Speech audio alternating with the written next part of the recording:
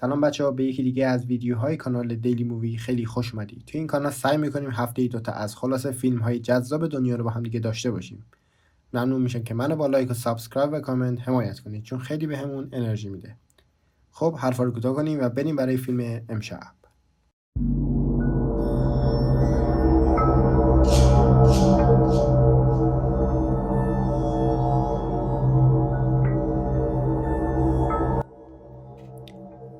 در روسیه باستان گفته شده شبا کنار دریاچه نرید چون اونجا یه پری دریایی نشسته و اگر به اون ابراز علاقه کنید اون شما رو اغوا میکنه و بعد از بینتون میبره.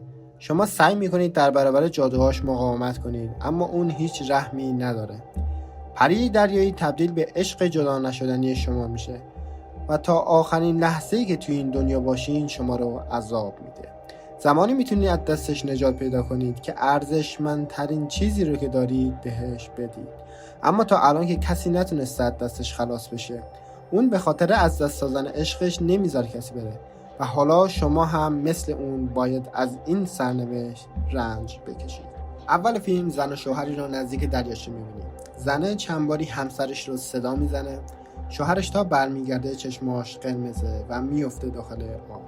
به شوهرش کمک میکنه تا از آب بیاد بیرون. پری پیداش میشه و اون زن رو میکشونه داخل دریاچه و با خودش میبره. سکانس بعد روما رو میبینیم که به نامزد خودش یعنی ماریانا شنا یاد میده. دوستش ایلیا میاد و ازش میخواد که بیاد با هم مسابقه شنا بدن. روما از همسرش میخواد که کناره استخو بگیره تا اون بیاد. روما و ایلیا میرن تا مسابقه بدن. مارینا میخواد کمی تمرین شنا کنه. دستاش رو از کنار رها میکنه و شروع میکنه به شنا کردن که متاسفانه نمیتونه و در حال غرق شدن بود. روما مسابقه رو برنده میشه. ناگهان میبینه نامزدش توی آب در حال خفه شدنه. سری میره به سمتش و اونو نجاتش میده. اون شب روما با ایلیا حرکت میکنن به سمت خونه‌ای که پدرش برای مراسم عروسی بهشون داده بود. خواهر روما یعنی اولگا میاد پیش مارینا. اونم بهش میگه که رومان رفته تا خونه تابستونی که پدرتون داده بود رو تعمیر کنه. اولگا هم تعجب میکنه و میگه چه عجب، پدرمون پیدا شده، نزدیک 20 ساله که اصلا ندیدمش. از اون طرف روما و ایلیا میرسن به خونه تابستونی که نزدیک دریاچه هم هست. روما به دوستش میگه مادرم توی همین دریاچه کناری غرق شده. وقتی که وارد خونه میشم میبینه که توی زیرزمین آب فاضلاب زده بالا و حالا این خونه کار داره. ناگهان صدای بوق چند ماشین میاد. اونا دوستاشون بودن که ایلیا بهشون گفته بود بیان تا برای آخرین بار یه پارتی مجردی بگیرن.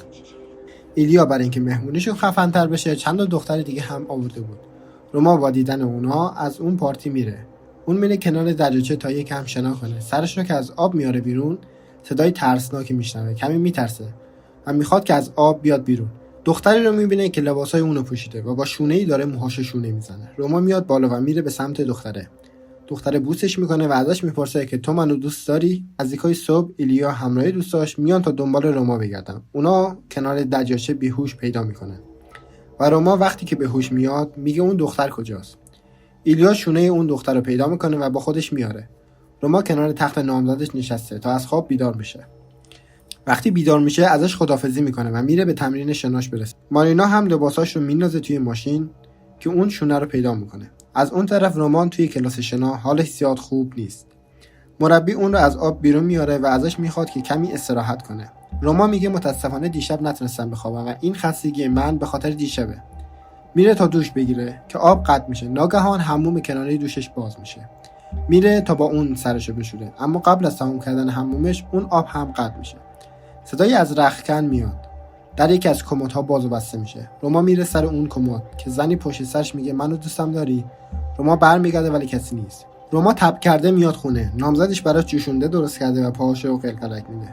روما ازش میخواد که دست از این کار برداره ولی اون همچنان قلق. روما بلند میشه و داد میزنه ولی کسی اونجا نبود. مارینا میاد داخل اتاق و براش جوشونده میریزه. ازش میخواد که دراز بکشه و استراحت کنه. مارینا میره با اولگا اینترنتی صحبت میکنه و بهش میگه که روما عجیب شده. فکر میکنم که با کس دیگه آشنا شده. خواهرش میگه داری اشتباه میکنی. مارینا اون شونه رو بهش نشون میده و میگه که توی وسایلاش بود. خواهرش از اون عکس میگیره و میگه روما همچین آدمی نیست. بهتره در مورد شونه از خودش هم بپرسیم. بعد از خداحافظی اولگا میره عکسای قدیمیشون رو نگاه میکنه و میبینه که اون شونه متعلق به مادرشه. فردای اون روز روما مسابقه شنا داره. اون آماده میشه برای مسابقه که حین شنا کردن خودش رو توی اون دریاچه میبینه. از اون آب میاد بیرون و باز اون زن رو میبینه که ازش میپرسه منو دوستم داری؟ روما هم بهش میگه نه من دوستت ندارم و با جیغ اون زن روما کنار استخر به هوش میاد. روما رو میبرن بیمارستان تا ببینه چه مشکلی داره. اون براشون تعریف میکنه که هر دفعه چشمامو میبندم دختر زشتی رو میبینم. همسرش ازش میخواد که استراحت کنه و میگه تمام اینا از خستگیه. ولی خواهرش میاد جلو و میگه نه تعریف کن که چه اتفاقی افتاده. اون هم میگه اولین بار کنار دریاچه دیدمش. لباسامو پوشیده بود، منم جذبش شدم و همدیگه رو بوسیدیم. نامزدش با شنیدن این حرف ناراحت میشه و میزنه میره. روما به دنبالش میره تا برش گردونه. توی راه مارینا صدایی رو میشنوه که بهش میگه اون مال منه و دیگه به تو نیاز نداره. مارینا برمیگرده و روما رو توی اتاق میبینه. روما میخواد بیاد به سمتش که در بسته میشه. روما پرده کنارش رو میزنه کنار که اون زن وحشی بهش حمله میکنه. هر صداشون وارد اتاق میشن و میبینن که روما وسط اتاق افتاده. 4 نفری میرن به سمت اون دریاچه. خواهرش میگه اول باید بریم پیش پدرم. از پدرشون در مورد اون دریاچه میپرسن. پدرشون براشون تعریف میکنه که اون شب من رفتم کنار دریاچه و اون زن رو دیدم و ازم پرسید که منو دوستم داری؟ من جوابشو ندادم و اون دیگه ولکنم نبود. مادرتون خودش رو فدا کرد تا من رو نجات بده. ولی از اون روز به بعد همیشه و همه جا آن را میبینم. من نمیتونم فراموشش کنم. و رو به روما میکنه و میگه اون تو رو مثل من دیوونه میکنه. هر 4 نفر راه میافتن میرن به سمت اون دریاچه. اونگاه از ایلیا میخواد که بره توی آب و ببینه چیزی پیدا میکنه یا نه.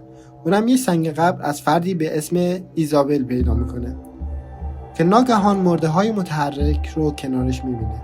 اونا میخوان بکشنش پایین و خفش کنن. هر جوری هست خودش رو نجات میده. از اون طرف مارینا میره سر چاه تا کمی آب برای نامزدش بیاره که ایزابل صداش میکنه و اون میره داخل اون خونه که ناگهان تمام شمع‌های اون خونه روشن میشن و زنی رو میبینه که جلوی آینه نشسته و میگه اون چیزی که مال توه رو بگیر و عشقت رو بده. همون لحظه برمیگرده و به مارینا حمله میکنه. مارینا از اون خونه فرار میکنه و میره به سمت همسرش. زمانی که میرسه به اون، الیزا اون رو میکشه و میخواد ببرتش توی زیرزمین. مارینا نجاتش میده و ایلیا در زیرزمین رو پلو میکنه. دور هم جمع میشن تا ببینن چه کاری میتونن بکنن. مارینا میگه باید یه مراسم مذهبی براش اجرا کنیم تا از اینجا بره. اون به تنهایی وارد خونه میشه. ایلیا هم بیرون نگهبانی میده. تمام شمع‌ها رو روشن میکنه و مراسم شروع میشه. از اون طرف الیزا به سمت ایلیا میره و جذبش میکنه و ازش همون سوال رو میپرسه که دوستم داری؟ ایلیا بهش میگه آره دوستت دارم. سکانس بعد روما رو میبینیم که چشماش قرمز شده و به خواهرش حمله میکنه و میخواد اون رو خفش کنه. مارینا از لیزا میخواد که شونش رو بگیره و نامزدش رو رها کنه. لیزا شونه رو میگیره، سر مارینا رو میکنه داخل آب. مارینا میبینه که لیزا به پسر میگه دوستم داری؟ که پسر هم بهش میگه بیشتر از زندگی دوستت دارم. ولی بعد از چند روز لیزا پسری که بهش علاقه داشت رو با دختری دیگه میبینه. لیزا اون پسر رو میکشه و خودش رو داخل اون دریاچه غرق میکنه. همون لحظه روما به خودش میاد و خواهرش رو ول میکنه. میره به سمت نامزدش که توی اون خونه است. چند باری مارینا رو صدا میزنه که تعداد زیادی مارینا به سمتش میاد و ازش میپرسن که منو دوستم داری؟ روما بین تمام اونا نامزد خودش رو پیدا میکنه و بهش میگه که دوستت دارم. همون لحظه صدای جیغ وحشتناکی کل منطقه رو میگیره و سنگ قبرش توی دریاچه ترک میخوره. آماده میشن که برن به سمت خونه که ایلیا چشاش قرمز میشه و میگه من دوستت دارم. اون میره به سمت زیرزمین. روما دنبال ایلیا میگرده که توی خونه اون رو توی زیرزمین غرق شده پیدا میکنه. سری میره تا نجاتش بده ولی اون زن ایلیا رو با خودش میبره و بهش میگه هر چیزی که تو دوست داری رو من میبرم. هر 3 نفرشون سریع سوار ماشین میشن و از اونجا فرار میکنه که توی راه ماشین خراب میشه و بارون شدیدی میگیره. رومان میره ماشین رو درست کنه که لیزا میرسه و تمام ماشین رو پر آب میکنه تا خواهر و نامزدش توی آب خفه بشن. روما هرچی سعی میکنه که در رو باز کنه ولی نمیتونه که با یه سنگ شیشه های ماشین رو میشکنه و اونا رو نجات میده. بعد از این اتفاق روما میگه اون منو میخواد و میره به سمت دریاچه و لیزا پیداش میشه. باز ازش همون سوال رو میپرسه که منو دوستم داری؟ روما هم بهش میگه آره دوستت دارم. اما لیزا میگه که تو داری به هم دروغ میگی چون کس دیگه ای رو دوست داری و شروع میکنه به خفه کردن روما.